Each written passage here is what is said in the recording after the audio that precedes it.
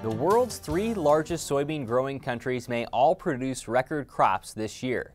The U.S. harvest, already in the books, recorded an output of nearly 4 billion bushels or 108 million metric tons. Brazil has started to cut its crop, and DTN South America correspondent Alastair Stewart says Argentina's soybeans are in excellent condition. We talked with Alastair earlier this week to get an update from South America, starting with the progress of soybean harvest in Brazil. Soybean harvest is going fairly well. We're at approximately 6% complete, which is on a par with last year. We expect the harvesting to not accelerate at the same pace as it normally does during February because of the late planting. But in short, things are going fairly well. Early yields are quite good to very good, depending on the region. In Paraná, for example, in southern Brazil, it's very good. Mato Grosso, it's also pretty good, although there are some patches of concern. How big do analysts believe this crop will be in Brazil? The range is currently around 92 to 96 million metric tons. Over the last couple of weeks, analysts have actually reduced their figures a little bit due to some of the dryness problems in the northeast, parts of the center-west, and a little bit in the southern state of Rio Grande do Sul. Are there any unique challenges in trying to get that crop to market logistically? Well, in Brazil, it's always a challenge to get that crop to market. That's one of the biggest problems of Brazilian agriculture. Obviously, you're going to see a growth of the soybean crop of about 10%, and Brazil's infrastructure has improved a little bit. We've seen the opening of northern ports, which will mean that not all a smaller portion of the production from Mato Grosso will go down all the way down to the southeastern ports. We've also seen an improvement in the administration of a couple of the ports so that they can handle increased volumes. But it's still a challenge. It's still a challenge. What about across the border in Argentina? You were just traveling around there last week. What does that crop look like? Yes, I was traveling around there last week in the region that they call the nucleus, which is the top producing areas around Rosario port. And the crops look absolutely brilliant, absolutely excellent, both the corn and the soybeans.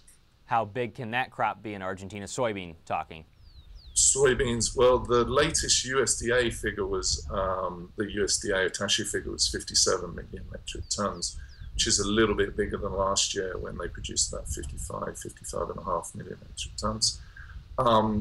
Speaking to farmers and local analysts, they're a little less optimistic. They were talking about 54 million tons.